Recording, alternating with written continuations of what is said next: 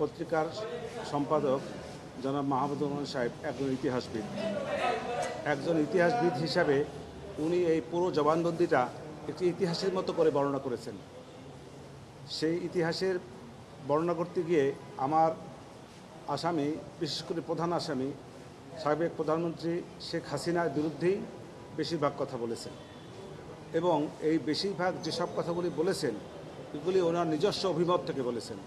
আমি সেই প্রত্যেকটা কথারই আমি ডিনায়াল নিয়েছি। উনি অস্বীকার, আমি বলেছি যে আপনি যে বক্তব্যগুলো দিয়েছেন এই বক্তব্যগুলো সঠিক নয়।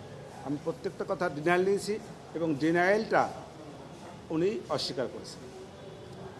এছাড়া উনি তো কোনো কিছু দেখেন নাই, উনি উপস্থিত ছিলেন না, ফলে উনি দেখা সাক্ষী না, উপস্থিত সাক্ষীও না। উনি বিভিন্ন বইয়ের রেফারেন্স দিয়েছেন, আমি সেই বইয়ের কথা বলেছি, সে কথা এটা ওনার নিজস্ব অভিমত এবং নিজস্ব বক্তব্য।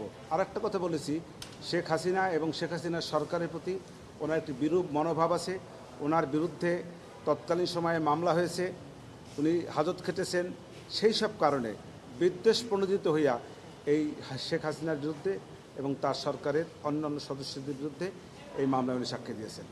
উনি সঠিক কথা বলেন নাই, এইটাই আসলে আমার বক্তব্য। আপনি যেটা বলছেন উনি তো ওটা অভিমত নয়, ট্রাইব্যুনাল লিখেছে এটা পর্যবেক্ষণ লিখেছে, কিন্তু আমি ওনাকে অভিমতই বলেছি। প্রত্যেকটা জায়গায় আমি অভিমত বলেছি। লেখা কিন্তু আছে পর্যবেক্ষণ উনি বলেছে যে অভিমত না, এটা আমার পর্যবেক্ষণ। তো ওনার ব্যক্তিগত পর্যবেক্ষণ কোনো একজন ব্যক্তির ব্যক্তিগত পর্যবেক্ষণ, সেটি তো মানে বিচারের বেলায় প্রযোজ্য হবে না।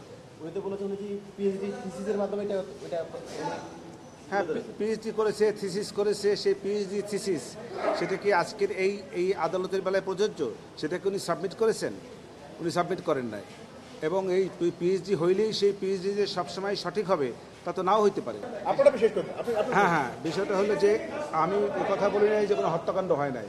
কথাটা হলো আমার আসামিরা কোনো হত্যাকাণ্ডের সঙ্গে জড়িত ছিল না এবং তাদের নির্দেশেও হয় নাই।